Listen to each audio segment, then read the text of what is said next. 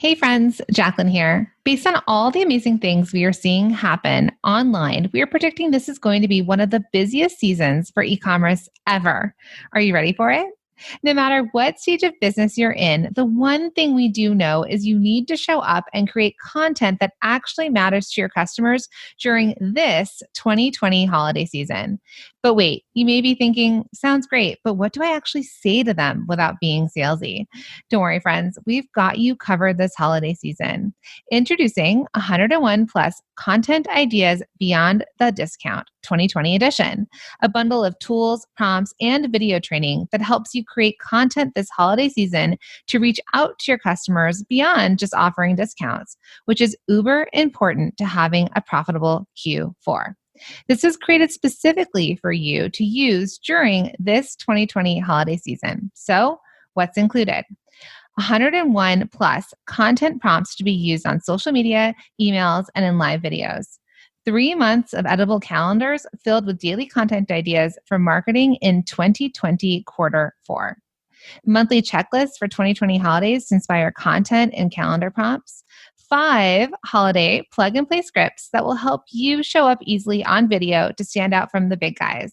And this is one of our favorites. The easiest way to have a 12 days of holiday sales or a Cyber Month sales worksheet, plus video trainings and so much more. If you want to check it out, make sure to grab 101 content ideas beyond the holiday discount 2020 holiday edition. We wanted to make this holiday season as sweet as pumpkin pie that we are practically giving this away. Head to holidaycontentideas.com right now, and let's make this your most profitable holiday season ever.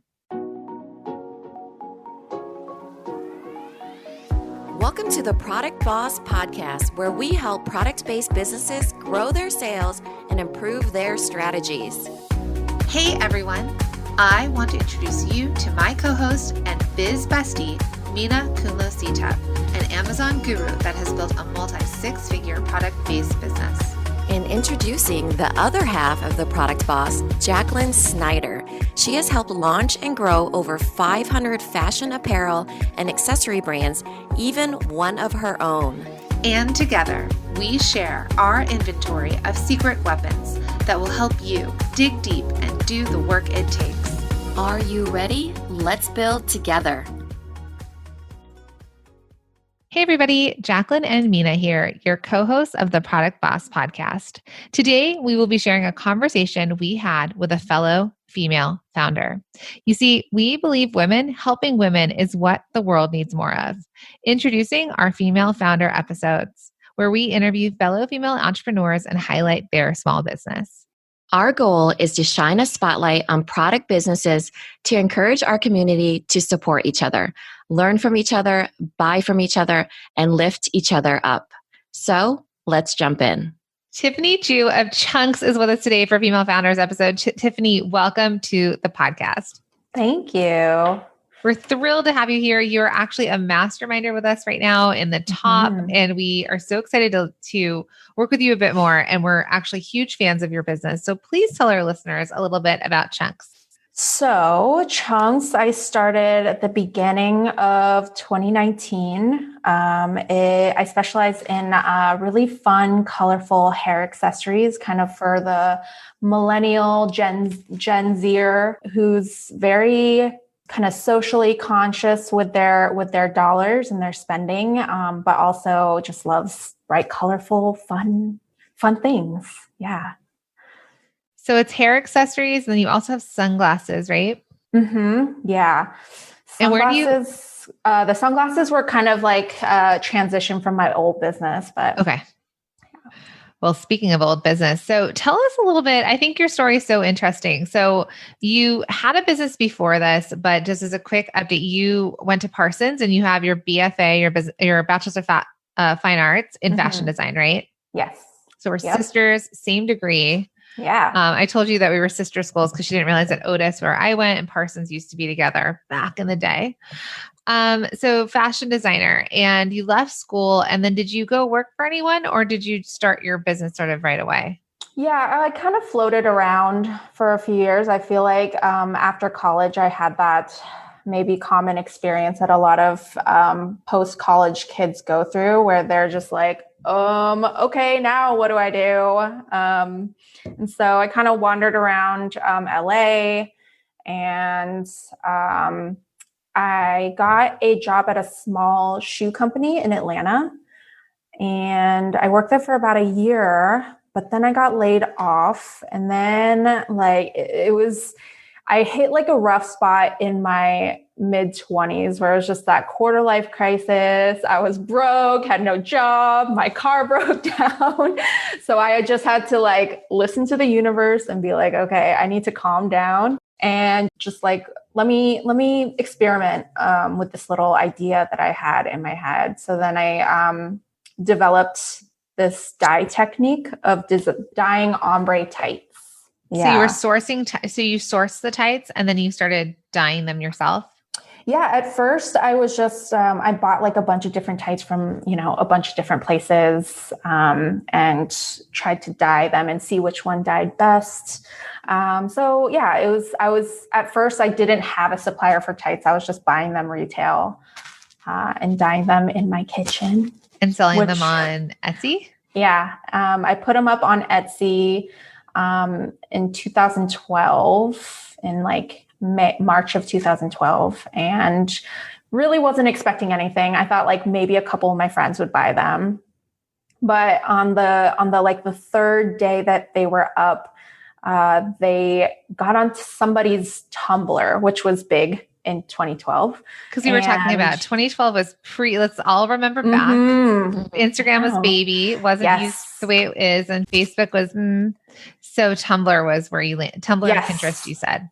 Yeah. Tumblr and Pinterest were it. And somehow it just kind of got onto Tumblr and made its way really quickly around Tumblr and Pinterest. And I was at lunch one day, like it was a Friday, and midway through lunch, like my phone just started blowing up. It was like that cha-ching noise whenever you get a sale from Etsy. And it just literally did not stop for a week straight. And the orders just kept like flooding in I was busy making tights consistently, like backed up with orders for 3 years.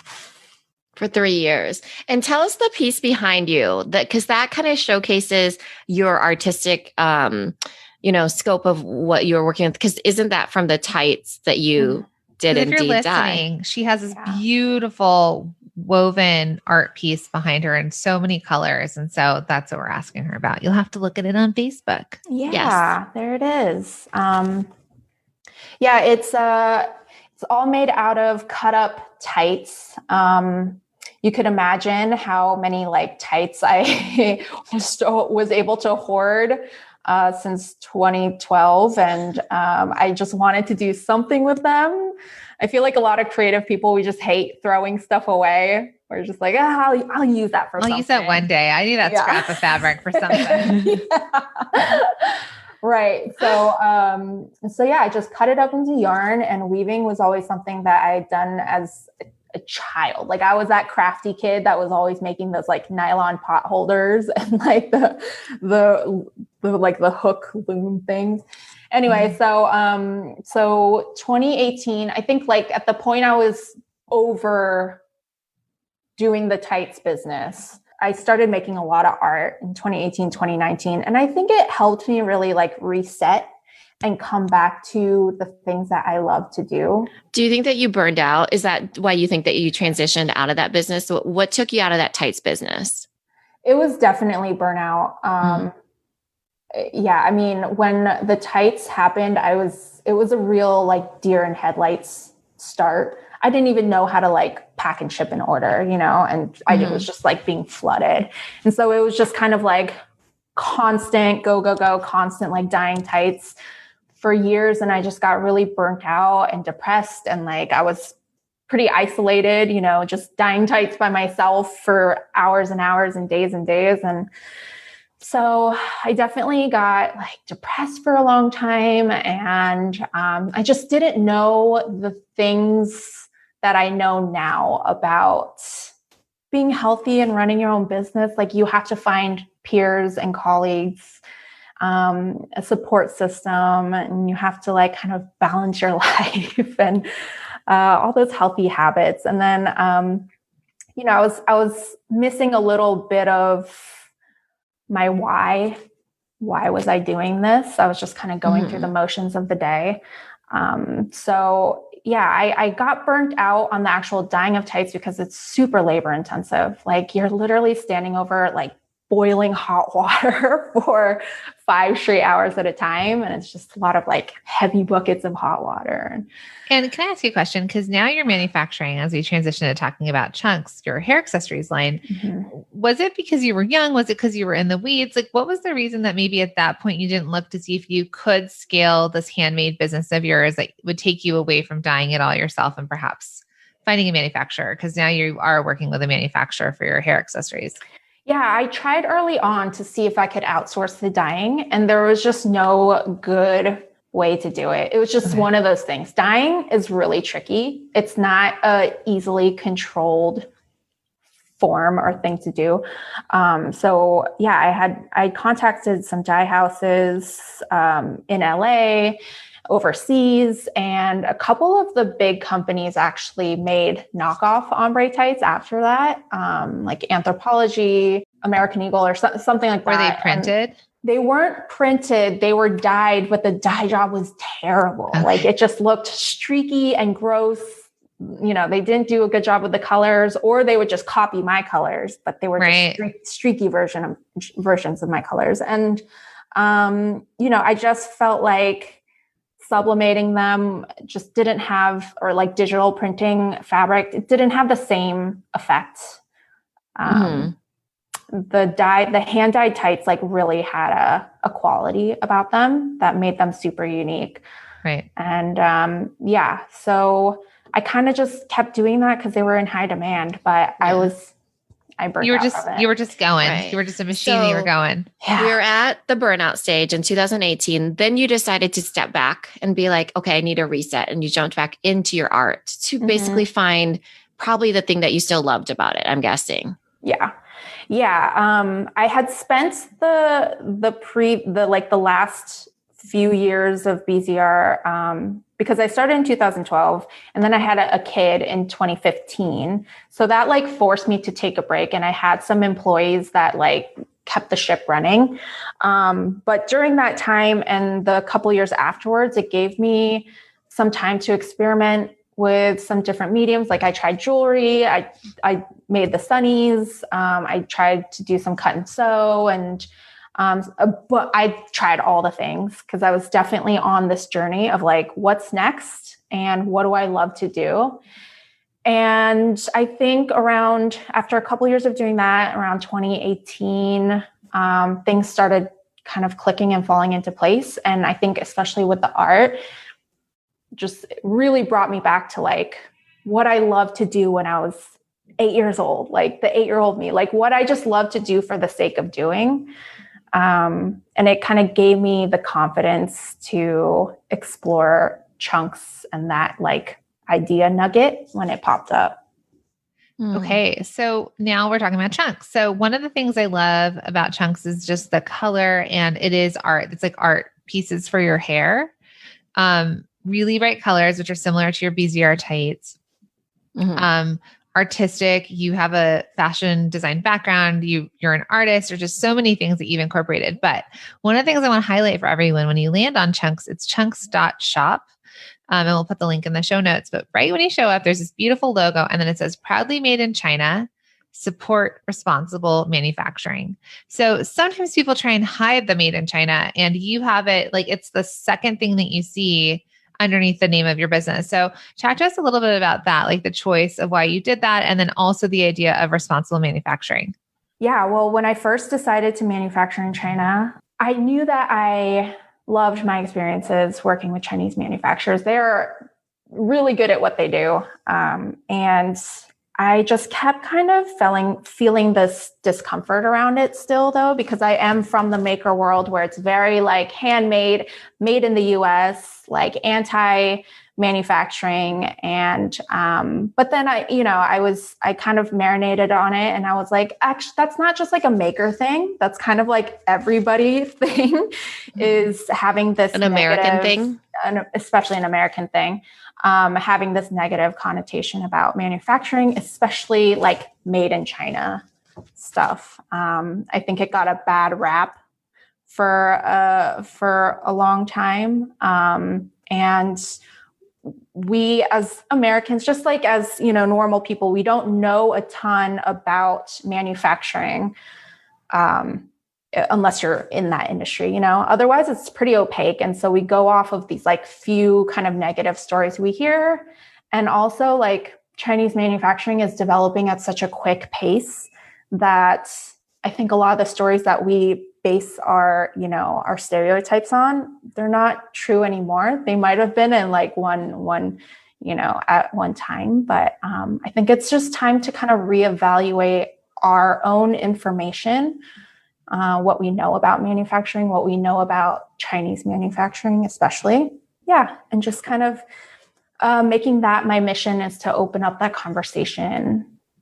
Yeah. And even in this time, right? Like right now, it's like China's bad in the time, of politics. Check the environment of that, right? So yes. the narrative is still there. But if you think about Chinese manufacturing, right, there's not the language barrier that there used to be. Also, when I first started, so I started in 2015, when I would first source stuff from China, it was hard for them to work with me because I was a Asian woman. And so you could see that disconnect. But nowadays, even Asian women can make money in America. Can you believe that? So that's even transitioning over there where they, we should take her seriously, right? So it is this dynamic that goes back and forth. I think that it's very true that it has to do with the narrative that goes back and forth. Like they respond the way that we respond, right? Yeah. I also love the idea for manufacturing because a lot of the times when we're coaching people, they get burnt out. And that's not just if you're an artist. That's if you're a maker. That's if you're manufacturing. That's if you're a graphic designer or anything, usually a creative entrepreneur. Sure. And this alleviates you getting burnt out, but you still get to be that creative that you want to be. You still get to do the things that you love. That's what it comes back to. And it's a sustainable business along with sustainable materials, So I like that we're pointing this out because I totally agree. And I think that it's as makers and business owners and, leaders in our industry, we have to be a bit about changing that narrative as well. Absolutely. Yeah.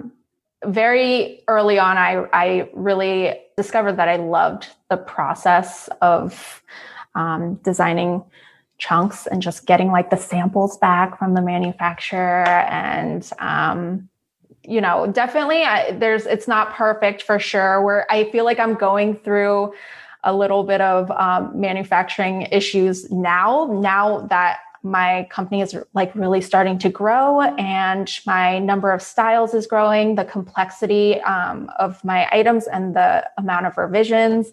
So I'm starting to have to rethink that, but they are in step with me every step of the way. Like they are down for anything.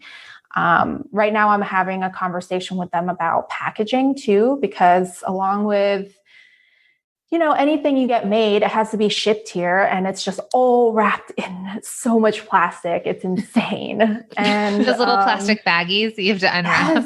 Yes. Yes. And so it just drives me crazy how much plastic is involved with every order. And so we're having this discussion now of like, what can we use instead of plastic? So they've been trying to source like cornstarch based wrap and maybe do a combination of like this cornstarch based stuff and like some packing paper or something where it just is like all this plastic is insane. And they're way ahead of the States, right? Because that's totally way ahead of the United States when it comes to packaging. Well, one of the things that I Yeah. found, and we're having this conversation actually, and we have the 3 masterminds right now, and there's a lot of overseas Chinese manufacturing conversations happening, interestingly enough. And even for me starting apparel lines, like starting accessories lines for like this, that's been my career for the last, I don't know, 14 years. There are things you just cannot make here. There are limitations to the States. So no matter as much as you want to do it, the molds are not here. The facilities are not here. People want to do certain types of seaming on apparel, and we cannot do it here. And part of the reason is manufacturing did transfer over and the machines left. And there's been certain things that we've been able to bring back, but there's certain things we can't. So we're sourcing, one of my clients is sourcing charms right now. You could, there are smaller businesses that can make you charms, but I want everybody that's listening that maybe sometimes feels a little judgment about this is people aren't willing to pay more for made in America. They're just not. Bottom line is they want to pay less. Even if it's, I remember when eco-friendly, when organic cotton hit really big, it was back in like 2009 or something. And everyone was like, I need organic cotton shirts. And we were manufacturing them in Los Angeles and you're paying premium for the material. And then Walmart came out with organic cotton shirts for like $12.99 and we were selling them for $45.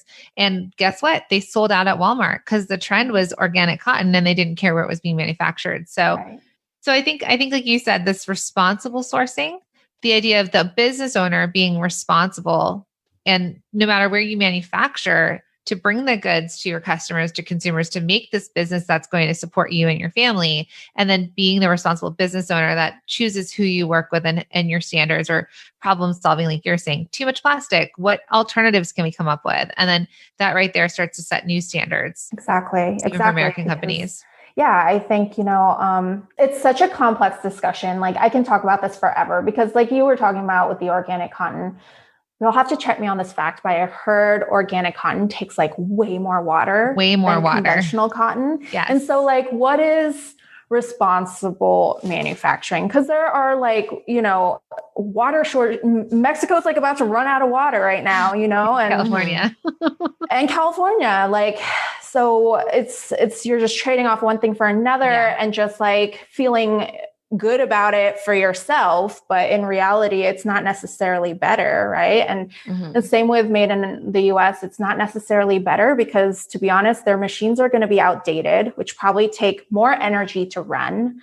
And they're just not going to be as innovative because they're running off of like old machines and they don't have those like manufacturing hubs where they can get resources like locally. And it's just not built that way anymore. No. It's the foregone era. And a lot of it's not coming back. I used to source my hosiery in North Carolina because that used to be a big hosiery area. Socks. Hosiery and socks. And so that's where all the knitting mills were in like North Carolina and Appalachians.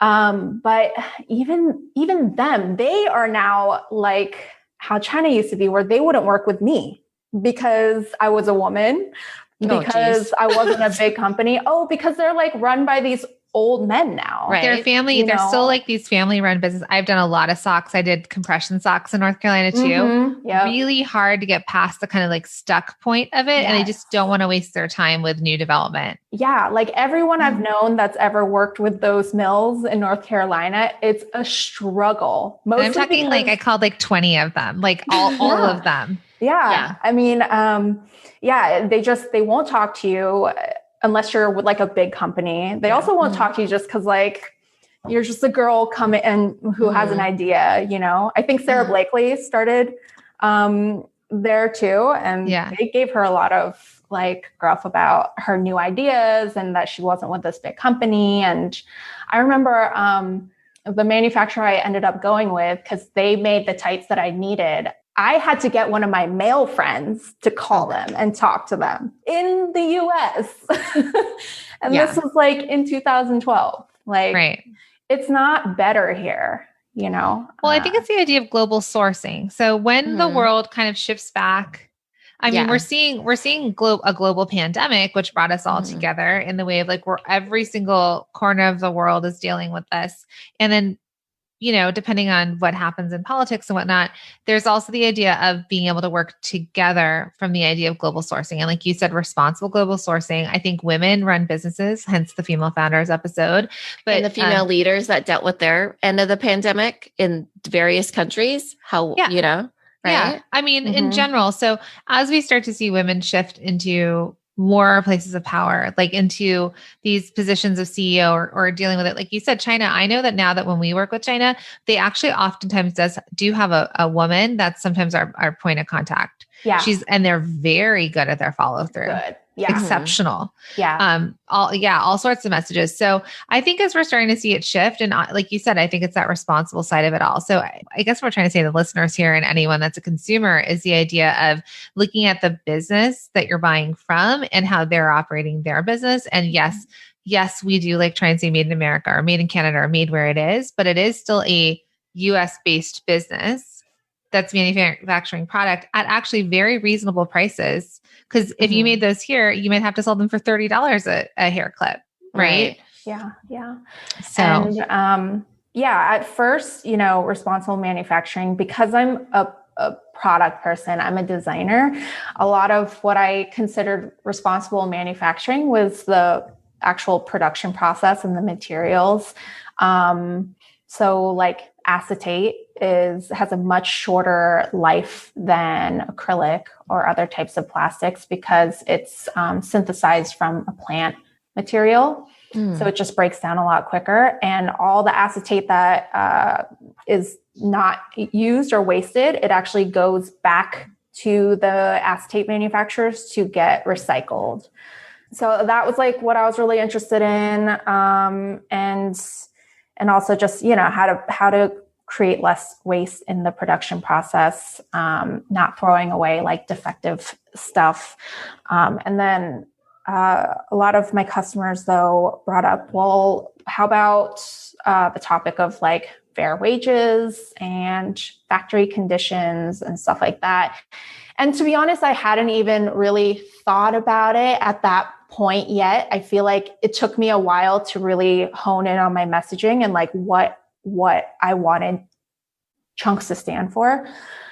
But like that is like totally a part of the conversation as well, which I also want to bring into the conversation because I think, again, a lot of what we assume about those topics, fair wages and like factory conditions, is a little bit outdated also.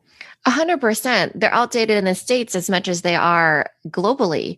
That's one of the trends that we're really seeing, right? Is that things will go more global, like what Jacqueline was saying. And we're seeing that more and more because we're seeing as a world, we all have our levels of consumption.